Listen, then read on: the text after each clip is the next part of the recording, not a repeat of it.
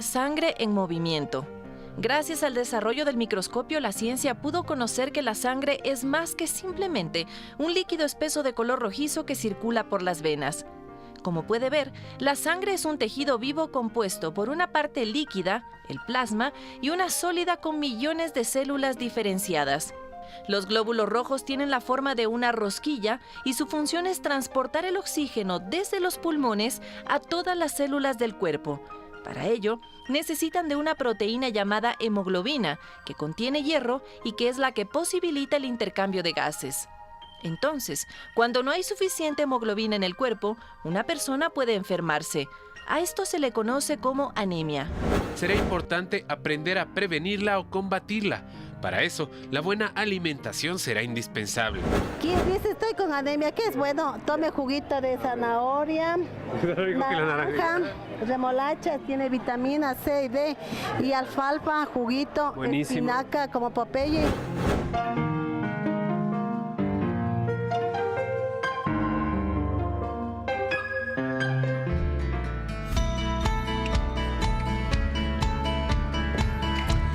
Lunes 23 de octubre, y quienes parece que se recuperaron de cualquier enfermedad, Vanessa, son los de Liga. Qué forma de jugar fútbol el día de ayer. 5-2, qué lindo, qué fiesta de goles. Fue magnífico, fue toque, gambeta y gol. Bueno, a pesar de eso, no solo Liga también brilló en el campeonato nacional. Se estima que más de 20 goles se pudieron apreciar la hinchada de diferentes equipos durante este fin de semana. No, emocionante, no puedo ni hablar, emocionante. Fue una gran fecha, sobre todo para quienes son liguistas, pero también para Barcelona, para Nacional. Qué partido fenomenal que se mandaron.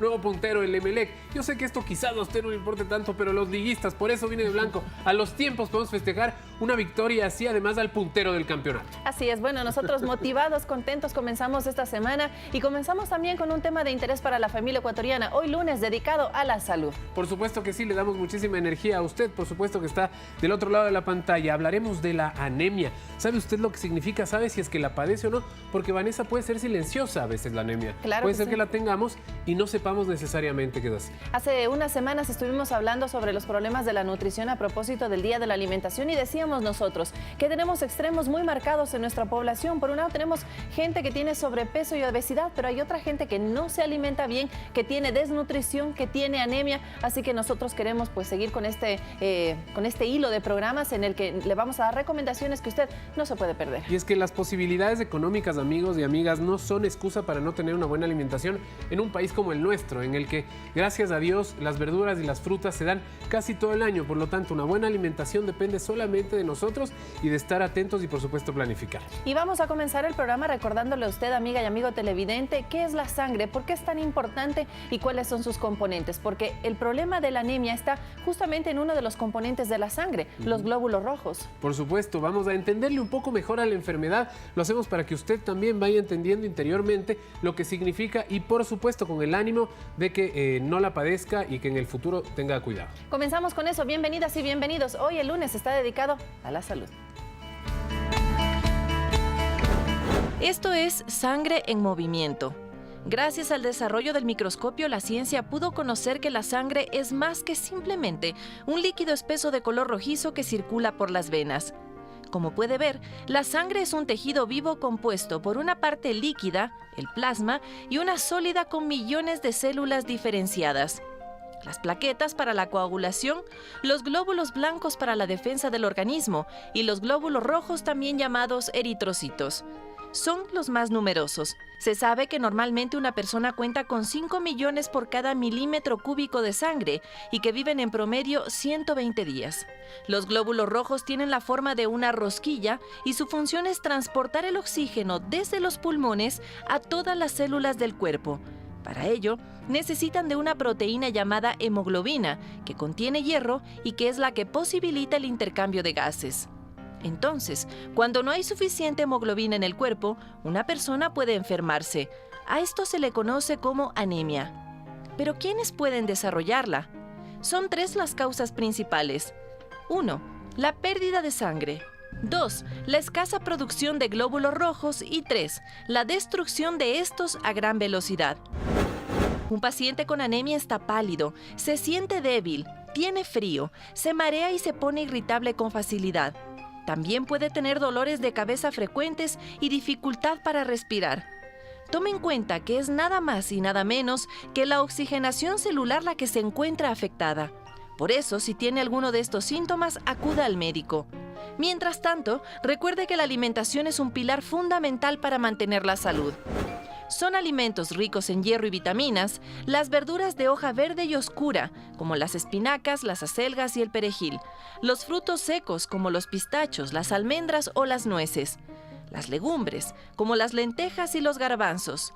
Tienen hierro también los cereales, como la avena y el centeno, las especias, como el comino, el orégano y el curry, y finalmente las carnes, entre ellas el pavo, el atún y las sardinas.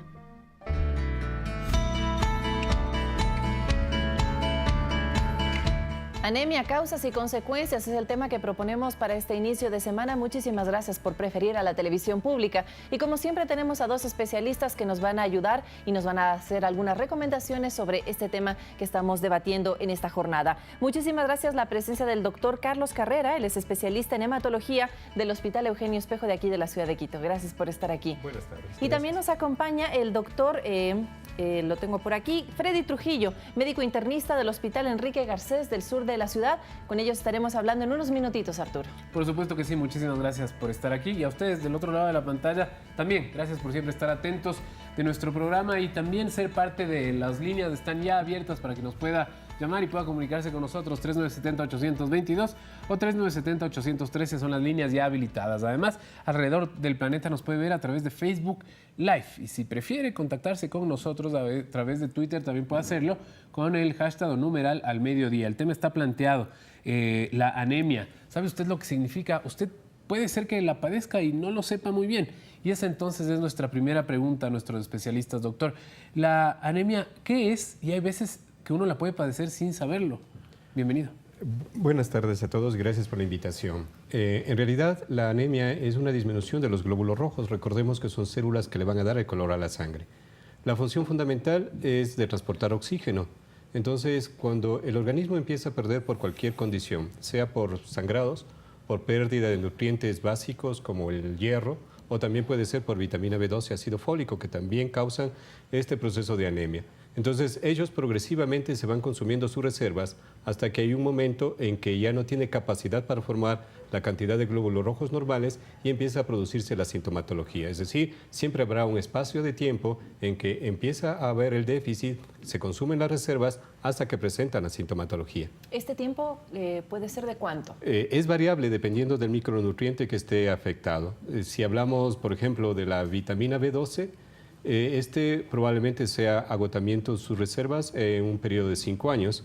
El ácido fólico está entre 3 meses a 3 años que podrían bajar sus reservas. ¿Tendrá algo que ver, doctor? Bienvenido también el periodo de la edad en el que nos encontramos, es decir, estas carencias de micronutrientes, ¿afectarán más al niño, al infante, al adulto o al adulto mayor?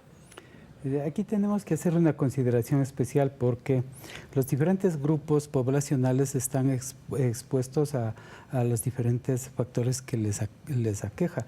Entonces ellos, por ejemplo, las madres, ¿sí? Una madre puede entrar a su gestación ya anémica sin saber. Durante su gestación se complica más y peor durante su parto cuando, lógicamente, por productos de su parto pierde mucha sangre. ¿Cuál es el denominador común de lo que nosotros vemos en las maternidades, en nuestra maternidad? Son jovencitas con sus batitas de salidas de cama, pero extremadamente transparentes, blancas, pálidas. Entonces le vemos a una persona así, decimos, ella ha dado a luz. Ella ha dado a luz y seguro que ha perdido así más o menos la reconocen. Les reconocemos facilito. Esa es la característica de nuestras madres, que pierden sangre y se produce una anemia hasta cierto punto que puede ser recuperada por una serie de compensaciones fisiológicas, pero el problema es que en nuestra población un gran porcentaje está con la anemia. La otra cosa que tenemos que ver es los niños también, cuando no son bien atendidos en el parto, cuando la sangre del niño transfunden a la mamá porque no le atienden bajo el nivel de la mamá, ellos también quedan anémicos. O sea, cuando no saben manejar esto, el niño también termina anémico. Esto sucede durante el parto, en esos momentos. Entonces estamos hablando del momento del parto, ¿no es cierto? Los niños en etapa preescolar, muchos de ellos adolecen de parasitosis. Las parasitosis se consumen glóbulos rojos y terminan también anémicos. Estamos hablando incluso en la edad escolar. ¿Y una parasitosis puede tener por qué? Una parasitosis puede ser por ameba histolítica, puede ser por otros gusanos por agua redondos.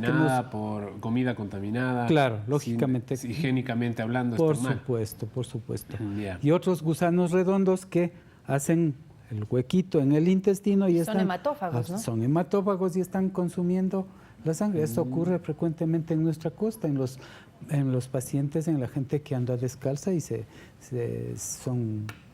contaminan con estos Es decir, doctor, que las causas de la anemia son variadas, son múltiples y dependen de muchos factores, ¿no?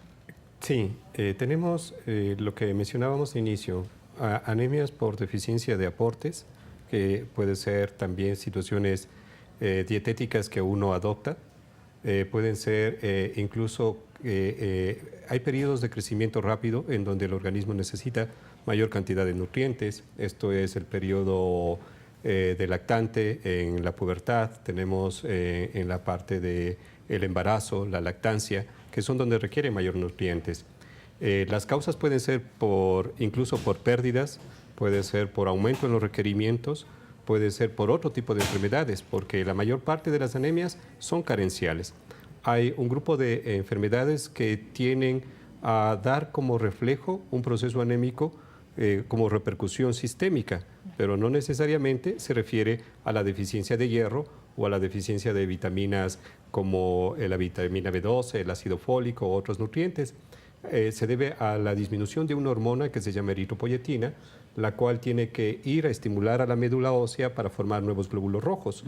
Y hay ciertos elementos inflamatorios en las enfermedades que bloquean a esta eritropoyetina y la médula ósea no va a producir glóbulos rojos. ¿Y eso se puede detectar a través de exámenes, me imagino yo? Necesariamente, sí, necesariamente se deben hacer estudios específicos, primero para determinar cuál es la causa de la anemia. Segundo, corregir la causa.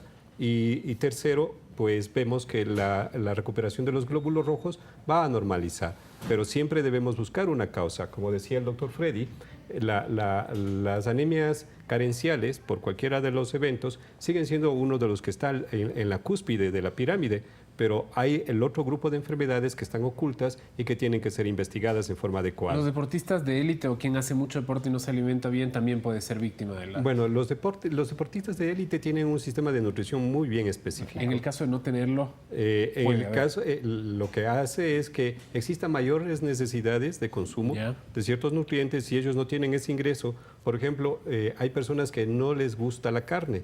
Y en las carnes rojas es donde tenemos la mayor cantidad de hierro, al igual que en el hígado. Si no tenemos, o en las vísceras, si no tenemos ese consumo adecuado, pues no vamos a tener el hierro suficiente para formar la hemoglobina, como lo decían en el reportaje, o también los glóbulos rojos, es decir, ahí va a haber un problema de anemia. Vamos a darle paso a nuestra primera llamada. Marcela Venegas se contacta desde la ciudad de Quito. Muy buenas tardes. Buenas tardes, doctor. Un gusto el comunicarme con ustedes. Mi pregunta es la siguiente. Mi nena, 18 años, tuvo una bebé a los 16. Entonces, el momento del parto, lo que decía el doctor Trujillo, le dio anemia por el desangrado. Y aparte, mi nieta también tuvo anemia de bebé. Ahora tiene ya 2 añitos mi nieta y la anemia le va, le viene, no sabemos cómo manejarle, ya está comiendo bien y en los últimos exámenes todavía tiene la anemia.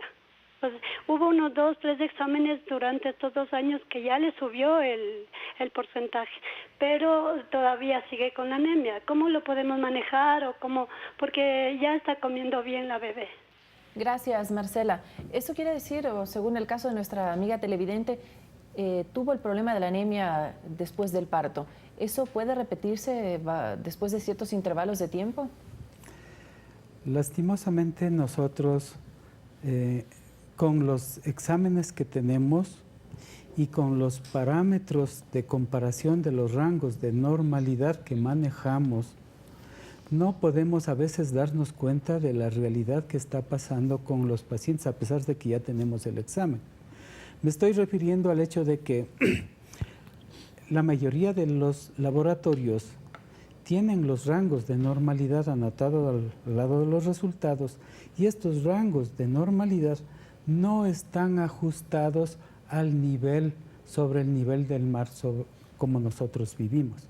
No es lo mismo un examen que se ha hecho en la costa, un equipo que está calibrado para la costa y un equipo que está trabajando en la altura como el caso de nosotros.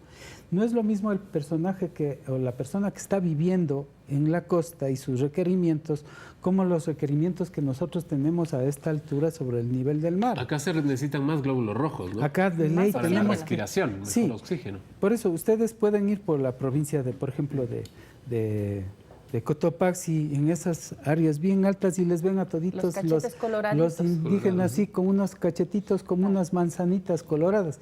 Pero ellos también, porque tienen más cantidad de sangre, porque ellos requieren más cantidad de sangre. Nosotros estamos alrededor de 2.700 metros sobre el nivel del mar. No es lo mismo que a cero. Lógico. Sí, entonces, con los exámenes que en la mayoría tenemos, hemos investigado esto en la universidad, tenemos los exámenes y los rangos no corresponden a 2.700 metros sobre el nivel del mar. O sea, hay un problema de calibración de los equipos. Entonces, hay problemas de interpretación y de poner bien los rangos. Y si nosotros miramos esos rangos, nos quedamos con una subtabulación de la anemia a nivel nacional, a nivel de acá, de los... Esto es común entonces, pero es cuestión del especialista, digo yo, ¿no? Es decir, darle los reales valores el momento de compararlos, el momento de comparar los exámenes. Entonces, justamente necesitamos que se difundan, que se socialicen los valores reales para nosotros, el 2.700 metros, y no trabajar con el examen normal que nos viene muy posiblemente sin calibración de estos rangos. Entonces, desde ahí ya tenemos problemas en el diagnóstico. Si ya tenemos pacientes que están anémicos, incluso con esos rangos que vemos que no son los correctos, está más que anémico. Aquí, o sea, ya aquí va a ser todavía más difícil su vida. ¿Y hasta cuándo va a tener que tratarse esa persona? Hasta que se compongan los valores y se repleten absolutamente todas sus reservas de hierro. Ahora, pero lo que preguntaba es que, ¿qué hacía? Porque dice que ya está comiendo bien, pero que sigue anémica. ¿Y qué come? Es que claro, ¿qué le dieron? ¿Con qué le trataron? ¿Qué saben? ¿Qué sabe la población? ¿Qué saben las mamás? ¿Qué saben los papás? ¿Cuál es la dieta que se tiene que administrar a nuestros hijos en el ámbito nacional para que puedan cubrirse estas necesidades? Les vamos a decir en un momento y les decimos que no se muevan porque también tenemos un reportaje en el que vamos a hablar de la nutrición y por supuesto también les vamos a preguntar a ustedes qué es lo indispensable y qué vitaminas también se pueden recomendar, ¿no? Porque me imagino que hay suplementos vitamínicos que puedan ayudar. Le damos la bienvenida ahora a Elizabeth León desde Quito. Hola Elizabeth, bienvenida. Hola, buenos días. Un saludo cordial a toditos porque hacen un estupendo programa. Mi pregunta es la siguiente. Mi sobrina, el momento de la concepción de su bebé, era vegana, antes era vegetariana. ¿Qué incidencia puede tener en el bebé? Y la segunda pregunta, cuando un bebé nace con muy bajo peso, 5 libras más o menos, ¿qué tan cierto es de que después se convierta en una persona obesa o con problemas de diabetes? Muchas gracias. Gracias, Elizabeth, a usted. Bueno, en realidad la naturaleza tiene mucha sabiduría y entre ello es priorizar al bebé gestante. Cuando sucede que hay una baja cantidad de ingreso de micronutrientes, el organismo, la madre, lo cede hacia el bebé. Es decir, el bebé va a ser el último en repercutir en situaciones de micronutrientes. La parte de partos prematuros, pues el neonatólogo lo maneja muchísimo mejor que nosotros en referencia a esa particularidad de riesgos de ser obeso o no ser obeso. Hay situaciones genéticas, las otras son dietéticas que tienen que ser evaluadas en un niño. Pero en realidad las dietas, y ahí viene la parte de la red integral de salud del nivel 1, donde los médicos familiares, los médicos que están a cargo del cuidado de esa madre gestante, deben darles las indicaciones muy puntuales en cuanto a los elementos nutricionales que ellos deberían consumir durante el parto. También se da suplementos de hierro, de ácido fólico y de hierro, precisamente por el grupo que mencionaba el doctor Trujillo, de que existen madres que tienen ya anemia desde la concepción, y eso implica que ellos deben ser tratados para que no repercuta durante el embarazo y peor aún posparto. Entonces, eso sí es importante, mantener los controles, que sería una de las formas de disminuir aquel riesgo. ¿Cada cuánto? De acuerdo a lo que menciona el Ministerio de Salud Pública en una mujer gestante. De acuerdo a la llamada telefónica también, el tema de una dieta vegana. De manera general, ¿cuáles son los nutrientes que esa persona no estaría ingiriendo? Nosotros hicimos algún programa, ¿te acuerdas?, sobre veganismo, y una de nuestras invitadas nos decía, bueno, por el momento del embarazo y la lactancia, ella tuvo que modificar sus hábitos alimenticios, porque finalmente eso es una elección de la mamá, pero no del bebé que está en camino, ¿no? Tenemos algunos nutrientes que están precisamente en elementos animales, por ejemplo, la vitamina B12. Esta no se consigue a través de los vegetales. Si no lo toma como suplemento, pues va a tener una disminución y probablemente se va a reflejar en una anemia. Tenemos la calidad de hierro que ingresa. La calidad de hierro que ingresa a través de los cárnicos tiene mejor absorción de aquello que ingresa por los vegetales. Entonces, todo va a depender de las condiciones específicas que busquemos solucionar. Perfecto. Tenemos una llamada que llega desde Ibarra. Saludamos a Giovanna Lema en estos momentos. Buenas tardes. Buenas tardes. Felicitándoles por su programa. Yo quería hacerle una pregunta al doctor. Hace 5 años tuve una nenita que falleció con anemia plástica. Tenía miedo volver a ser mamá, pero vuelta ahora mi nena a los 6 años que vuelvo a ser mamá también tiene anemia. No aplástica, pero ya está con anemia. Y ese es el miedo que tengo yo. Hay que diferenciar ahí. La anemia plástica es aquella en donde la fábrica de la sangre o la médula ósea es la que está directamente afectada. No es capaz de producir ninguna de las células sanguíneas, tanto plaquetas como glóbulos rojos o glóbulos blancos. Entonces, esta afectación no es específicamente que se vaya a heredar de hijos a padres o de hermanos a hermanos, sino que existe la posibilidad, sí, de que hay mayor riesgo que el resto de la población de presentar. Y va a depender de qué es lo que le ocasionó la anemia plástica, porque hay otros factores que considerarlos, ambientales, genéticos o incluso farmacológicos que pudo haber recibido.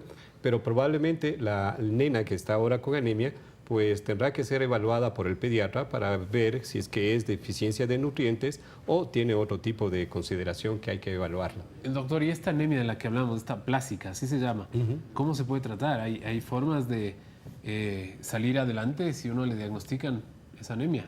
Sí, esta anemia que estamos ahorita, que nos están preguntando, es una anemia que la tenemos que primero hacer una historia clínica bien hecha. Si me dice de Ibarra, entonces tenemos que circunscribirnos a Ibarra. ¿Qué pasa en Ibarra? ¿Qué están a lo mejor la familia siendo o sometiéndose a una serie de injerencias del medio ambiente? Claro. A lo mejor tienen una finca, yo qué sé, tengan unos terrenos, o a lo mejor están haciendo fumigaciones, o a lo mejor está viviendo en alguna parte que sea propicia para que el medio ambiente le esté determinando el desarrollo de esta anemia plástica. Entonces, una historia muy bien dirigida nos va a permitir descartar todas las posibilidades medioambientales para de ahí meternos a las posibilidades farmacológicas que sean alguna medicina que le está dando, le está afectando directamente a esta. Si es que quitamos los medioambientales, si quitamos los farmacológicos, ya nos va quedando un poco más de posibilidades para seguir adelante en la investigación. Entonces sí requiere un proceso. Doctora, a propósito de la historia clínica, ¿cuánto debería durar una cita médica, la primera sobre todo, que es en la que se hace todo este tipo de anamnesis entre paciente y doctor, como para que se despejen todas las dudas y quede todo resguardado y evidenciado ahí en la historia clínica? A nosotros nos están dando un tiempo máximo para la realización de la historia clínica de 15 minutos, ¿sí? Para poder yo estar en contacto directo y hacer mi empatía con el paciente, yo no alcanzo a estar digitando todo lo que puedo digitar en esos 15 minutos, porque la relación médico-paciente, hasta encontrar la empatía, es una relación muy personal. Y sin embargo tenemos que cumplir el hecho de todo lo que tenemos que hacer, a más de la cantidad de papeles enormes que hay que hacer para poder establecer las medidas terapéuticas y los diagnósticos a través de... ¿Cuál sería el tiempo usted que debería recomendar para este primer encuentro, sobre todo? Si es que este primer encuentro lo hacemos en los 15 minutos, dedicándonos exclusivamente con el paciente, y yo tengo un pool de ayudantes, el uno que me hace la historia clínica, el otro que me hace la receta, el otro que me hace los pedidos, el otro que va a preguntar esto, el otro, y el otro que está metiendo en el computador, ahí podría ser de que me avanzo. Pero si no, yo me estaría demorando por lo menos 1 hora hasta tener todo ese proceso y con todas las cosas. Con esa reflexión que le dejamos a las autoridades del ámbito de la salud, entendemos hay muchísima demanda y yo creo que están haciendo las cosas bien a nivel del Sistema Nacional de Salud, a nivel de la red pública también, pero sí es importantísimo este primer encuentro para que se despejen todas estas inquietudes, para que se reciban la mayor cantidad de información, sobre todo para hacer un buen diagnóstico. Y a usted, amiga y amigo televidente, también le dejamos esa recomendación. Tiene que contarle todo al doctor, porque cada dato es valioso para el diagnóstico. Con esa reflexión nos vamos a nuestra primera pausa. Esto es Al Mediodía, estamos hablando de la anemia.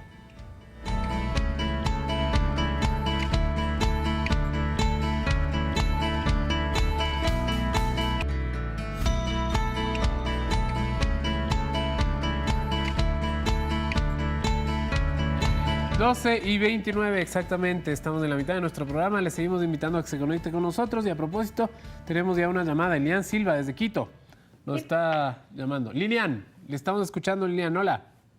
Buenas tardes, gracias por el lindo programa que ustedes están presentando. Mi pregunta es, yo tengo una niña, tuve a los 40 años, tengo una niña de 3 años, 10 meses, pesa 13 libras. Le hice unos exámenes de sangre y me salen las plaquetas elevadas. Ya le hago algunos exámenes y no entiendo el por qué. Y mi otra pregunta es, quisiera saber cuánto es la hemoglobina de un niño normal para que no tenga problemas de principios de anemia. Lilian, le agradecemos mucho por su contacto. Si tenemos un bebé de 3 años y un poco más, probablemente la hemoglobina de él sea alrededor de 10.5 a 11 gramos. Habría que valorar bien cuál es el rango de las plaquetas que le reportan, porque hay que identificar que lo normal es entre 150.000 a 450.000 plaquetas por milímetro cúbico. Entonces, hay ocasiones en que uno de los elementos que se refleja cuando se eleva, como una trombocitosis reactiva, sería que el hierro empieza a bajar. Por eso es importante, más que hacerse solo los exámenes, es visitar al pediatra, en este caso. Porque el pediatra le va a examinar lo que conversaban hace un rato, una historia clínica detallada, y finalmente van a poder evaluar los datos que correspondan al grupo de edad en cuanto a la hemoglobina, a la cantidad de eritrocitos y el número de plaquetas o incluso el número de glóbulos blancos. Es común, ¿no?, que la gente reciba los exámenes y se ponga a ver justo lo que decíamos, el tema de los rangos, y ya se genere preocupación y ya se genere pues un montón de dudas y preguntas. O descuidos. Entonces, claro, o descuidos porque, bueno, ya leí esto, entonces voy a hacer otra cosa. Exacto, si comparamos y en realidad esos datos comparativos están hechos para otro momento, para otro lugar, vemos que está bien, pero en realidad puede ser que estén mal. Entonces, lo indispensable primero es que lean los resultados los especialistas. Lo importante es saberlos interpretar, como mencionaba Freddy hace un instante. La persona que está detrás de ese examen tiene un conocimiento que lo adquirió mediante mucha información que tuvo que hacerlo durante su vida universitaria o su formación académica, y eso le permite comparar entre lo que tiene como la enfermedad del paciente versus el resultado de los exámenes, y con ello los analiza y mira si los dos empatan para considerar un diagnóstico. Entonces, a priori, solamente viendo si están altos o bajos, no nos van a dar diagnósticos, sabiendo que existe un mundo muy grande de causas de que podrían ser precisamente etiologías de las anemias. Ahora, de la mano de los exámenes médicos también está lo que se le ve al paciente, lo que siente el paciente. Creo que eso todavía no lo hemos abordado, doctor. ¿Qué siente una persona que se encuentra anémica? Para que acuda al médico, desde luego, primero, ¿no? Yo les decía a los estudiantes, sienten lo que ustedes sienten. ¿Qué sienten? Cansancio, fatiga, de todo, apenas están escuchando un poco de clase, se quedan ya dormidos, se les pide que activen su conocimiento, que pongan en práctica y al rato ya se sienten fatigados.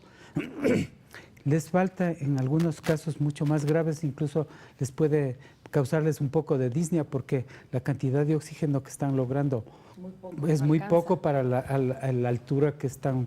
Dificultad para respirar, ¿no es cierto? Entonces, el dolor de cabeza, como ustedes lo pusieron, aunque no es un dolor así como que se da botes, pero en algunos sí puede ser alto, pero en la mayoría un dolor que está ahí constante, que no les pasa. Hay esta palidez, sobre todo en las mucosas, de pronto bajando sí. el párpado. Bajándoles, mirándoles cómo están las conjuntivas, les vamos a ver extremadamente pálidas. Y la palidez seria, que se dice, sí, una palidez transparente de las personas nos están haciendo ver que tienen un grado de anemia importante ya. Muy bien, será entonces indispensable que usted asista al especialista en el caso de sentir cualquiera de estos síntomas, que son comunes, que lo que yo les decía, uno puede tenerla y no saber que la tiene, simplemente estar cansado, adormecido todo el tiempo y claro, con problemas y resulta que puede tener anemia, es decir, que puede ser que tenga una rápida solución su problema, amigo televidente. Le damos la bienvenida ahora a Irma Mosquera, desde Quito. Liliana Mosquera, desde Quito. Hola, Liliana. Sí, buenas tardes. Por favor, quisiera hacerle una consulta al doctor Carrera. A mi hijo le detectaron lupus LES hace 8 años y hace 4 meses le dio anemia. ¿A qué se debe? El lupus es una enfermedad autoinmune, es decir, que el organismo, las partes de las células que causan la defensa, no reconocen a ciertos elementos o ciertos tejidos y los agreden, los desconocen. Tenemos muchas causas para que se presenten anemia en los pacientes con lupus. Una de ellas es la anemia hemolítica autoinmune, en donde se forman anticuerpos específicos que lo que van a hacer es destruir a los glóbulos rojos. Y aquí viene la parte de la sintomatología que puede ser muy variada, pero hay condiciones especiales que se van a presentar dependiendo de la condición que desencadenó la anemia. Por ejemplo, algo que sucede en los niños con anemias ferropénicas es la baja concentración que tienen en clases o incluso una tendencia a comer hielo o comer tierra, que es lo que suele pasar, el cabello se les cae, las uñas se rompen, se crean úlceras a nivel de la comisura de la boca o incluso los pacientes que mencionábamos de anemias hemolíticas se ponen amarillos, precisamente por la ruptura de los glóbulos rojos. Yeah. Eso podría producirle en un paciente que tiene lupus como consecuencia de la enfermedad. También podría ser de que la eritropoyetina no se produce adecuadamente y afectación de otros órganos que le conlleva a tener otro tipo de anemia. Pero todo enmarcado en el lupus. Es más grave, pero en este caso... El lupus es una enfermedad bastante grave. Y tener anemia hace que la anemia sea más grave. La anemia secundaria lupus. Así es. La anemia que está secundaria al lupus tiene varias posibilidades de desencadenarse la anemia. Yeah. Una de ellas es la formación de anticuerpos. Otra es que de pronto hay afectación a nivel de riñón y le da deficiencia de eritropoyetina. O hay una anemia inflamatoria donde la eritropoyetina está disminuida, pero por elementos inflamatorios. Okay. Usted decía la tendencia a comer hielo o tierra. Ajá. Eso no necesariamente es un tema asociado a algún trastorno de tipo mental, sino es una necesidad orgánica. Es una necesidad. El organismo de alguna forma percibe que hay hierro en ciertos elementos que no son nutritivos y los empiezan a comer. Hay gente que incluso come la lana como necesidad imperiosa, tienen una ansiedad por hacerlo. Y es precisamente porque sus nutrientes no están adecuados y, como usted menciona, no necesita ser un problema psiquiátrico. Y ahí viene lo que estábamos mencionando todos los 20 minutos que llevamos, es siempre debe ser evaluado por un médico. Por un especialista. María Cedeño tiene una inquietud en este momento desde el puerto principal. ¿Cómo está? La escuchamos. Buenas tardes. Mi pregunta es, tengo un hijo de 5 años y a él lo diagnosticaron con anemia debido a deficiencia de glucosa. ¿Qué tan grave puede ser, si no es grave, o qué tiene que ver esto con el azúcar, o sea, con la glucosa? Esa es mi inquietud, por favor, si puede ayudar. Claro que sí, gracias María. Doctor Trujillo. Sí, yo pienso que están ahí, se está enfocando dos entidades, ¿no?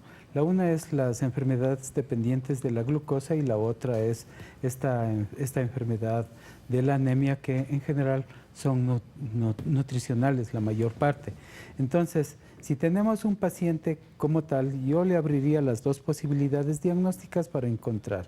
Ahora, que un paciente con una deficiencia de la glucosa llegue a desarrollar anemia sería por otras complicaciones de la enfermedad digamos en este caso, de una diabetes. Si la diabetes ya le afecta al riñón y se hace un paciente insuficiente renal, entonces el paciente insuficiente renal, por lo que dijo el compañero, es la déficit de producción de eritropoyetina la que va a determinar que por falta de esta comience a caer en un problema de anemia, o pueda tener un problema añadido de un problema inflamatorio o infeccioso que le está haciendo también el bloqueo de su médula roja y no está produciendo los glóbulos rojos necesarios. En este caso, yo veo que se podrían juntar las dos cosas si es que el paciente hubiera desarrollado insuficiencia renal y esta insuficiencia renal haya determinado una deficiencia de eritropoyetina y que termine en una anemia. Bueno, tenemos que mirar una tercera posibilidad, que es la deficiencia de glucosa 6-fosfato deshidrogenasa. Esta es una enzima que se produce como metabolismo para dar energía a las células y los glóbulos rojos necesitan de esta enzima. Si tiene la deficiencia de glucosa 6-fosfato deshidrogenasa, el niño tiene una enfermedad congénita relacionada con esta deficiencia y él lo que hace es una ruptura prematura de los glóbulos rojos, es decir, hace una hemólisis frente a ciertos agentes como infecciosos o fármacos. Entonces, el niño, entiendo que debe tener un hematólogo que le dio una lista de medicamentos los cuales no puede recibir por ese riesgo de causar ruptura prematura. También alimentos, me imagino. Me acuerdo que había algunos temas que no puedes comer habas. Así es, Por ejemplo, la ingesta de habas hace una oxidación y eso hace que se rompan los glóbulos rojos por la deficiencia de esta enzima. Claro. Entonces, esta es una anemia hemolítica congénita que debe ser tratada y manejada siempre aquí ya por el especialista. ¿No? Es importante y hay que tratarlo. Queríamos ahora... hablamos hace un momento sobre la dieta, qué es lo que más o menos debemos comer, qué es lo que debemos tener en nuestro día a día, en nuestra dieta diaria para no sufrir de anemia. En el caso de sufrirla, bueno, estos alimentos que va a ver a continuación le ayudarán para sentirse mejor. Bueno, una vez que logramos entender qué es la anemia, será importante aprender a prevenirla o combatirla. Para eso, la buena alimentación será indispensable. ¿Y sabe dónde le pueden ayudar? Nosotros sí sabemos. Para la anemia, venga al mercado de Iñaquito, le damos todo lo que usted necesite. Usted viene y dice, vea, tengo anemia y usted le da promoción. ¿Quién dice, estoy con anemia? ¿Qué es bueno? Tome juguito de zanahoria, naranja, remolacha, tiene vitamina C y D, y alfalfa, juguito, espinaca, como Popeye, paro con tomatito, como le dije, las ensaladas, porque esas son las que se cuida, con un pollito a vapor o carnecita a vapor o pescadito. Perfecto. ¿Y a eso le acompaña? Le acompaña el juguito y es... ¿Y ahí tiene? Sí, ahí se tiene. ¿Con 10 almuerzos de eso curado de la anemia? Con 10, ni con unos 3 ya está suficiente. Ya con uno ya se levanta los muertos. A esas recomendaciones podemos sumarle alimentos como un huevo diario y algunas carnes. Por ejemplo, se recomienda las rojas, el hígado, el paté, los mariscos, el pescado azul. Todos estos le ayudarán inmediatamente a recuperarse. Otra buena fuente a la hora de alimentarse son los jugos o batidos. Y sí, aquí también encontramos a expertas. Acá, donde doña Miriamcita, los mejores jugos de la capital, dicen, ¿será? Mejores jugos del Ecuador. ¿Largo? Y de largo. Aquí le tengo un rico jugo de naranjilla con alfalfa y huevo, que es muy buenísimo la anemia. Eso me ayuda a superar la anemia. Eso le ayuda a recuperar la anemia. Me da fuerza. Le da fuerza, le da vigor. Le da vigor, le da energía. De día y de noche. De día y de noche y al amanecer.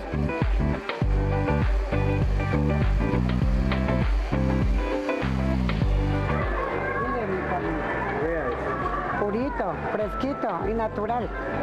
Esto es lo que nos cura de todo, vean. Cuando uno le dice que hay que alimentarse bien, aquí hay que venir.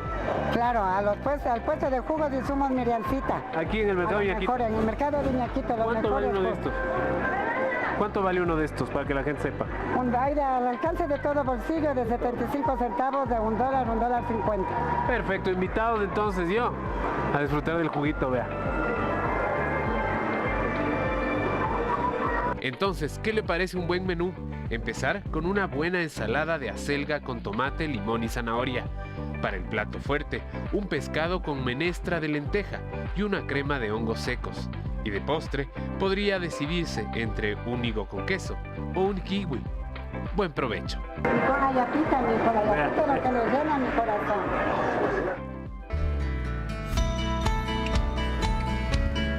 Excelente la atención en los mercados de Quito. Bueno, a nivel nacional, desde aquí el abrazo para todas esas personas que trabajan en estos lugares, que además de vendernos estos alimentos variadísimos, también le ponen corazón a esas recomendaciones. Yo ya decía, ya decía yo que te veía más rosadito, más saludable. Más rozagante. Sí. No, oiga, me veía mal porque comía más de una semana con gripe, pero algo me ayudó y además viene con yapa.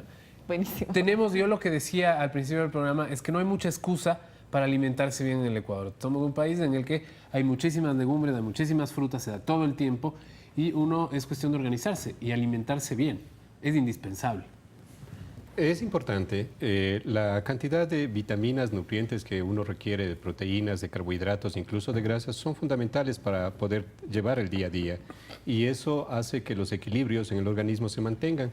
Si nosotros rompemos ese equilibrio y nos vamos hacia un lado o hacia el otro, siempre se va a producir un proceso de enfermedad. Y aquí una particularidad que le hablábamos tras cámaras. En la dieta está todo para que nosotros estemos sanos, pero cuando ya hay un problema identificado, si ya nos dice el especialista que tenemos anemia, la dieta no es suficiente, doctor Trujillo. Hay que hacer algo más. Sí. Si nosotros tenemos una deficiencia, en este caso estamos hablando de anemia y la principal es por deficiencia de hierro, hay que hacer los suplementos, hay que recibir los suplementos de hierro necesario. Lastimosamente nos vemos en el campo de la medicina interna a nivel de los adultos complicados con una sobreposición de otra enfermedad. La mayoría de los ecuatorianos tenemos Campylobacter y Helicobacter pylori. Y si tenemos esto, pueden estar con gastritis. ¿Y cuánta gente está con gastritis? Y en ellos darles los suplementos más baratos de hierro les causa mayor irritación del estómago, ardor. Es decir, el hierro, ¿por qué? Porque ellos tienen gastritis y el hierro produce también un incremento de las arterias. Y entonces, ¿qué se puede hacer, doctor? Ahí, ¿qué tenemos que hacer? Tenemos que combinar.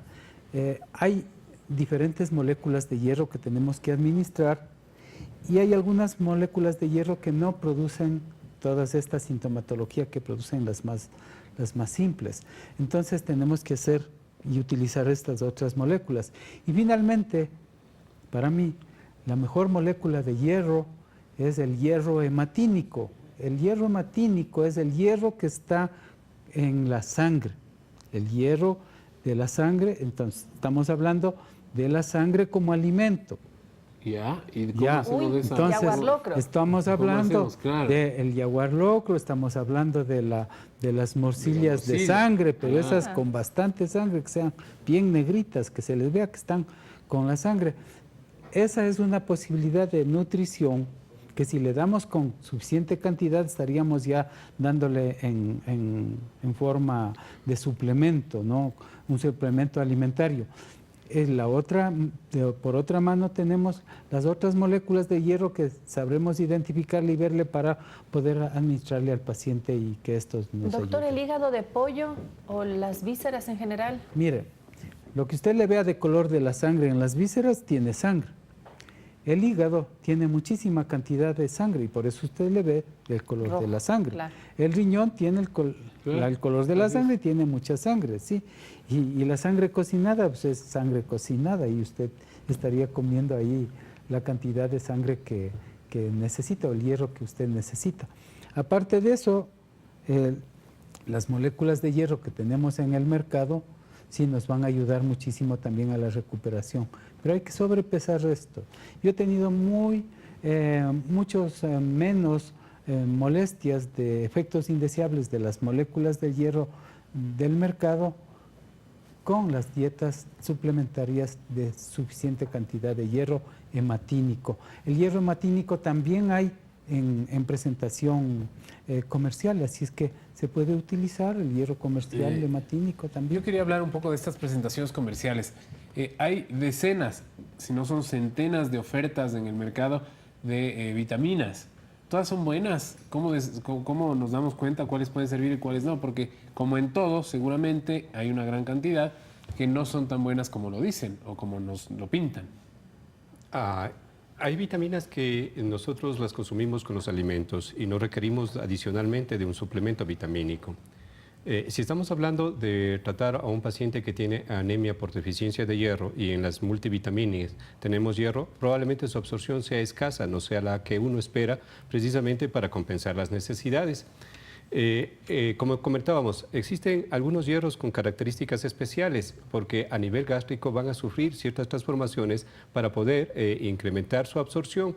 Y es necesario, el alimento per se no va a suplementar precisamente un tratamiento de una anemia por deficiencia de hierro. Tiene que ser obligatoriamente mediante el tratamiento farmacológico, es decir, tendrá que tomar tabletas de hierro para que pueda no solamente sacarle de la anemia, y eso es una de las situaciones en donde las personas vuelven a tener anemia más tarde, porque lo tratan, normalizan el valor de la hemoglobina, pero no llenan los depósitos mediante el tratamiento farmacológico. Y al no llenar los depósitos, nuevamente se agotan y otra vez aparece la anemia. Entonces, el tratamiento de un paciente con anemia ferropénica es de varios meses. Estamos hablando alrededor de 6 a 9 meses de tratamiento. Son largos. Son largos, precisamente porque hay que llenar los depósitos. Y la cantidad que ingresa a través de los alimentos es, si es de cárnicos, es apenas el 10% del contenido de hierro que se absorbe. No lo va a absorber más porque los receptores a nivel intestinal se van a repletar y no va a permitir más ingreso de hierro. Por eso es importante el hierro suplementario que se da a través de los elementos farmacológicos. Antes de darle paso a la siguiente pregunta, también hacer la puntualización de que las vitaminas deben ser recetadas por un especialista, porque del otro lado hay pues complicaciones como la hipervitaminosis, si es que una persona no lo requiere y está tomando suplementos sin prescripción alguna. Es necesario, considerando que hay pacientes que son susceptibles a ciertas complicaciones a nivel de hígado, precisamente por la ingesta incontrolada de medicamentos tan inocentes aparentemente como las vitaminas que podrían causar daño. Entonces, si no las necesitamos y como ustedes mencionaban al inicio, si vamos al mercado, compramos la suficiente cantidad de frutas, de hortalizas, de verduras, de granos secos y todo lo demás, ese equilibrio nutricional es el que nos va a favorecer la ingesta adecuada de vitaminas, que entiendo que es más barato y más rico. Claro que sí, más sabroso y usted le puede hacer de cualquier presentación. Le recordamos que usted no solo nos puede llamar a través de las líneas telefónicas, sino también tenemos un contacto a través de las redes sociales. Tenemos un mensaje que llega desde Facebook y saludamos a Claudis Conza. Ella nos pregunta, tengo un niño de 5 años y la verdad es de poco comer, de hecho pesa 13 kilos y mide 100 centímetros. Le hace ver con el especialista, le pregunta qué puede hacer para que se le abra el apetito y le dice que no hay nada que hacer. Sin embargo, le dicen que tiene un poco de anemia. ¿Y qué debe hacer? ¿Será que los niños con anemia son muy propensos a la leucemia? Alguien me dijo eso y la verdad me preocupa mucho. Gracias, Claudis, por su consulta. Doctor Trujillo. Bien, estamos en el campo de pediatría porque es un campo muy importante, un grupo poblacional muy riesgoso para desarrollar esta anemia. Entonces, en primera instancia, pues tendrá que ceñirse absolutamente a las indicaciones que le dé el médico pediatra. El médico pediatra habrá estudiado el caso y habrá visto cuáles son sus factores de riesgo, sus factores desencadenantes y comenzará el tratamiento que lo requiere.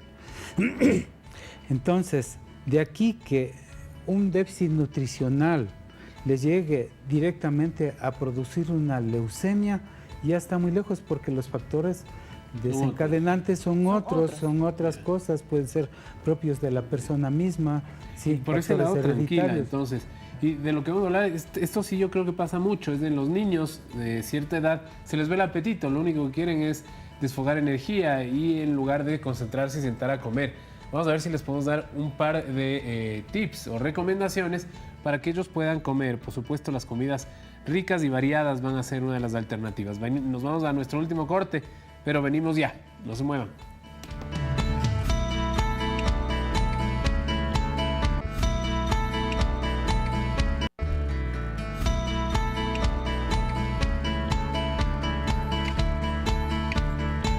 El segmento se dice que cuando son las 12:53, casi 54 de la tarde. Vamos a ver qué nos propone el primer se dice que de la tarde. Nos dice, ¿una menstruación abundante puede producir anemia, doctor? En realidad sí. Es importante que sepamos que las pérdidas sanguíneas, si los glóbulos rojos que están en la sangre son los que llevan la hemoglobina y ahí está el hierro, al perder glóbulos rojos se va a producir una anemia. Entonces, esas personas que tienen menstruaciones abundantes, es importante que le valore el ginecólogo y considerando que la anemia es consecuencia de esas pérdidas sanguíneas.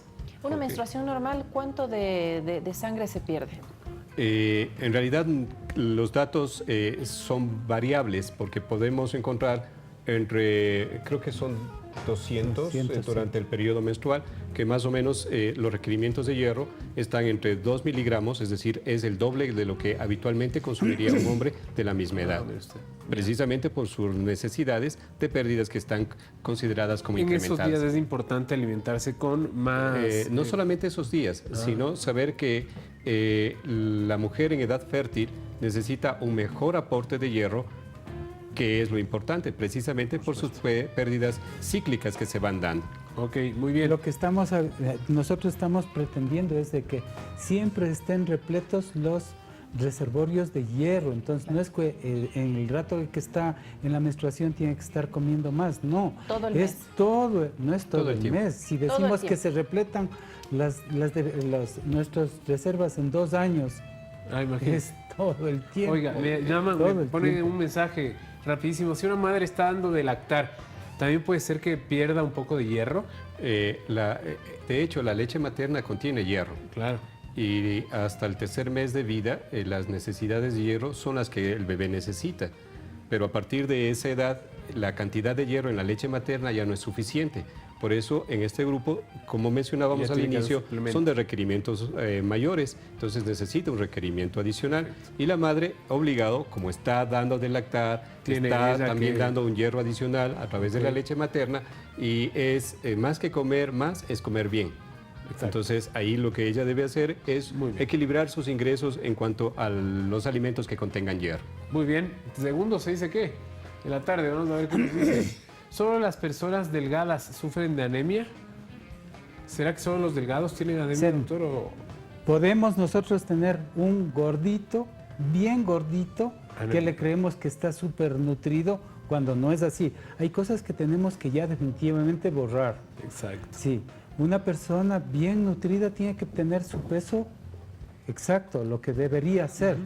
Una persona delgada es preferible que sea delgada porque ahorita estamos viendo que más bien se unen todas las otras enfermedades crónicas más bien a las personas que están con sobrepeso. Las personas con sobrepeso son malnutridas. Exactamente. Y las personas con bajo peso son desnutridas. Las personas que están en los rangos de normalidad, nosotros todo el Ecuador los vemos como malnutridos o desnutridos porque está delgado. Las personas en lo popular creen que mientras más gordito está más nutrido y eso no es así. Claro. Es un mito que hay que quitarse. Entonces es un mito que hay que quitarlo. Vamos a ver, ¿qué nos dice? Nuestro tercer se dice que de la tarde. ¿Una anemia puede evolucionar a leucemia? En realidad, pues no. Si es una anemia carencial, quiere decir que hay una deficiencia de ciertos nutrientes obligatorios. Si es una anemia por procesos inflamatorios, cualquiera que ellos sean, pues hay que resolver la patología que desencadenó o la enfermedad causal. Ahora, la leucemia es la proliferación incontrolada de ciertas células que van a invadir la médula ósea. Y al invadir la médula ósea, una de las consecuencias es que el paciente tiene anemia. Ok. Es al revés. Al revés. Al revés. Muy bien. El último se dice que también nos vamos a despedir. Son las 12:58 de la tarde. ¿Los vegetarianos son más propensos a la anemia? ¿Esto es real? Sí, o sea, hay una propensión. Miren, el hierro, la característica del hierro que está en los alimentos en los alimentos vegetales no tiene la misma capacidad de absorción como el hierro que está presente en los cárnicos y en los alimentos animales. Entonces, si es que la persona vegetariana no sabe hacer bien su dieta, si es que ellos no conocen de estas cosas, entonces por más que consuman mucha cantidad de hierro, este hierro no se va a absorberse en forma eficiente como se lo absorbe de los otros lados. En cambio, que los que comen cárnicos tienen menos posibilidades de desarrollar anemia porque esta se absorbe mucho más fácilmente y es mucho más propicio que tengan los valores normales. Entonces, hemos desarrollado el modismo de los vegetarianos, pero de una forma muy distorsionada a como debe ser. ¿Cómo son los vegetarianos de los otros continentes? Ellos tienen sus suplementos y saben cómo cocinar, cómo hacer, cómo preparar. Y hay suplementos alimenticios casi como medicinas. Los toman de esa manera, ¿no? Nosotros solamente cogemos una parte, entonces ¿qué terminamos? Lo otro y ya. Sí, terminamos con anemia. Y sobre cómo cocinarlos, hace un tiempo también una de nuestras amigas nutricionistas que sabe venir nos dijo que si es que usted va a hacer un locro de espinacas, no le sirve para nada el aporte de hierro porque el hierro se desactiva con la leche. Más allá de eso, lo que debemos saber, las temperaturas de cocción. Claro. Las temperaturas también destruyen a las proteínas y si se destruyen no van a obtener el mismo efecto de lo que queremos que se ingrese. Nada como una buena ensaladita entonces, y las verduras así, como vienen del campo, por algo son tan deliciosas de esa manera. Muchísimas gracias por estar aquí. Muchas gracias también. Gracias a los doctores, a Carlos Carrera del Hospital Eugenio Espejo y al doctor Freddy Trujillo del Hospital del Sur. Muchísimas gracias por sus valiosas recomendaciones. Nosotros tenemos que despedirnos, ya nos suena la música hace rato que ya nos vamos. Rapidito, nos despedimos, no sin antes invitarles. Mañana tenemos un programa especialísimo, importante, queremos que nos acompañen. Vamos a hablar a propósito de estos últimos casos que se han detectado de abuso de menores en instituciones educativas, Vanessa. ¿Qué están haciendo las autoridades? ¿Qué hace la sociedad en conjunto para frenar esos casos? Lo veremos y lo dialogaremos mañana. Pero ahora, más de 20 goles en el Campeonato Nacional de Fútbol. Impresionante. 5. Así, que quiero ver así yo. Nos despedimos. Chao, chao. Hasta mañana. El equipo.